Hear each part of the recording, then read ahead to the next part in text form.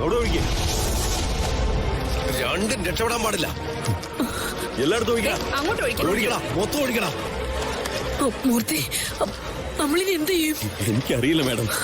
വീടിന് ചുറ്റും ആളുകളാ. അയ്യോ, രക്ഷപ്പെടാൻ ഒരു മാർഗവും ഇല്ല. നമ്മളെ അവര് കൊല്ലുന്നതൊന്ന്.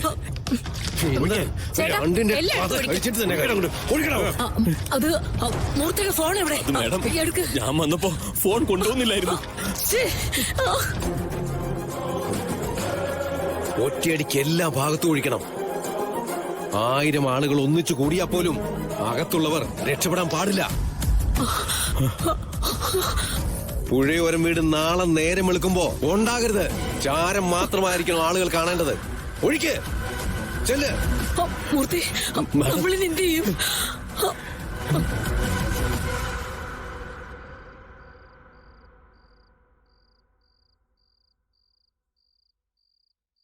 ഈ ഗോപാലിന്റെ സുനന്ദ എങ്ങോട്ടാ പോയിരിക്കുന്നേ? കുറെ നേരമായല്ലോ. സുനന്ദേച്ചിക്ക് എന്തോ സാധനങ്ങൾ വാങ്ങിക്കാനുണ്ടെന്ന് പറഞ്ഞു കേട്ടായിരുന്നു.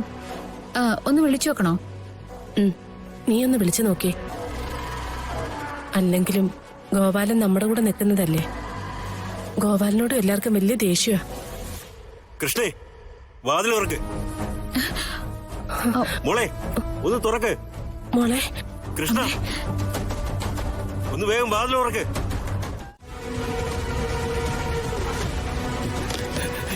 വേണ്ട ഗോപാല, വേണ്ട. അയ്യോ ഗോപാല, വേണ്ട. ഗോപാല, വേണ്ട, ചെയ്യരുത്. അയ്യോ ഗോപാല, ഗോപാല, വേണ്ട. വേണ്ട ഗോപാല, വേണ്ട. നിന്നെ രക്ഷിക്കണം ഞാൻ. രക്ഷിക്കണമല്ലേ? രക്ഷിക്കണം. ചെയ്യരുത്. ഗോപാല, നിന്നെ കത്തിച്ച് ചാമ്പലാക്കണം. ഗോപാല, വേണ്ട. വേണ്ട, വേണ്ട, വേണ്ട. ഗോപാല, ഞാൻ നിന്റെ കാല് പിടിക്കാം. ഞങ്ങളുടെ അനിയൻ സാറിന്റെ കുടുംബത്തിൽ നുഴഞ്ഞു കയറിയ വിഷവിത്താൻ തന്റെ ഉപദേശത്തിലാ ഈ വൃത്തികെട്ട സ്ത്രീ സാറിനെതിരെ നിന്നതും സാറിനെ കുടുക്കിയതും. അതുകൊണ്ട് ഞാൻ തന്നെ ആദ്യം കൊടുത്താൻ പോകുന്നു. വെന്തുരുകിയ വേദനയിൽ താൻ ഓടി നടക്കുമ്പോ ഈ വീടും ഒപ്പം കത്തിക്കോളും. വേണ്ട, വേണ്ട. മോളിക്കുട്ടി, അയ്യോ, ദുബായ് മാമ. അയ്യോ, അയ്യോ, അയ്യോ, വേണ്ട, വേണ്ട. അയ്യോ ഗോപാല, ചെയ്യരുത്, ചെയ്യരുത്, ചെയ്യല്ലേ.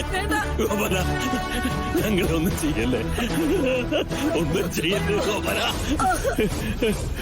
കൊണ്ടുപോ മൂർത്തി. ഗോപാല, വേണ്ട, വേണ്ട. ഗോപാല മാമ,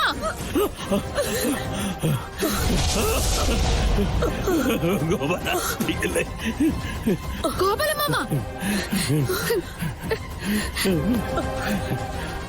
ഗോപാല മാമ, എന്തൊക്കെയാ കാണിക്കുന്നേ? മോളെ, കൃഷ്ണൻ, നീ ഇത് തടയണ്ട. നിന്നെ നിന്റെ അച്ഛനെയും ദ്രോഹിച്ചതിന് ഞങ്ങൾ പ്രതികാരം ചെയ്യാൻ പോവാ. നിന്നെ വീടിനകത്തിട്ട് കത്തിക്കുന്നല്ലേ ഇവര് പറഞ്ഞേ.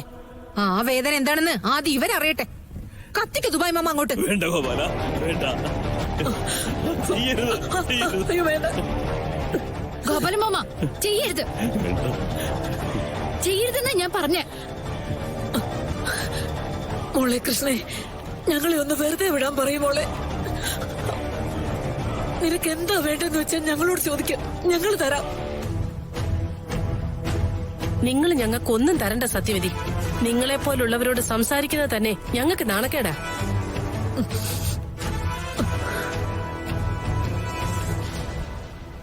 ഗോപാല മാമ, കത്തിക്കാൻ പറഞ്ഞില്ലേ?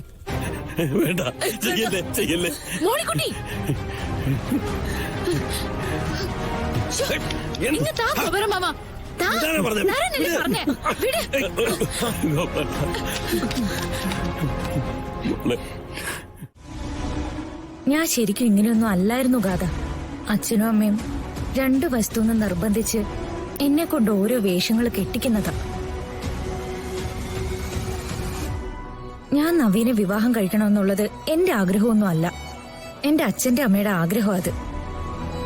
ഈ കളരിക്കൽ കുടുംബത്തിൽ അവർക്ക് നിലനിൽക്കാനും ഇവിടുത്തെ അവകാശികളാവാനും ഒക്കെയുള്ള അവരുടെ നീക്കം. കീർത്തി, ഞാൻ ബഹളം വെക്കും, ചില സമയത്ത് ഇവിടുന്ന് ഇറങ്ങിപ്പോന്നൊക്കെ പറയും. പക്ഷെ 2 പേരും കൂടി ചത്തു കളയുന്നൊക്കെ പറഞ്ഞാ എനിക്ക് വേറെ ആരോ ഉള്ളത്. അപ്പൊ ഞാൻ അവർക്ക് വഴങ്ങിക്കൊടുക്കും. അവര് പറയുന്ന പോലെയൊക്കെ നിൽക്കും. അത് മറ്റുള്ളവരെ വേദനിപ്പിക്കുന്നുണ്ടെന്നൊക്കെ എനിക്ക് നന്നായിട്ട് അറിയാം. പക്ഷേ ഇപ്പൊ ഒരു കാര്യം ഞാൻ തീരുമാനിച്ചു. ഒരു കാരണവശാലും എനിക്ക് മനസ്സിന് ഇഷ്ടപ്പെടാത്ത ഒരു കാര്യവും ഞാൻ ചെയ്യില്ല. അച്ഛനും അമ്മയും എന്നെ എത്ര നിർബന്ധിച്ചാലും. ഗാഥയുടെ അടുത്ത് എനിക്ക് ഒരു ദേഷ്യവും ഇല്ല. ഗാഥയും നവീനും തമ്മില് നല്ല ചേർച്ചയാ. അതിപ്പോ വിദ്യാഭ്യാസം കൊണ്ടായാലും സാമ്പത്തികം കൊണ്ടായാലും സൗന്ദര്യം കൊണ്ടായാലും. അതിനിടയില് ഞാൻ ഇതിനെ വെറുതെ ഒരു ബാധ്യതയായിട്ട്. അവർക്കതൊന്നും പറഞ്ഞാൽ മനസ്സിലാവില്ല ഗാഥ. ഇതിപ്പോ ഗാഥയൊന്ന് നോക്കി. ഇവിടെ ആർക്കും എന്നെ ഇഷ്ടമല്ല.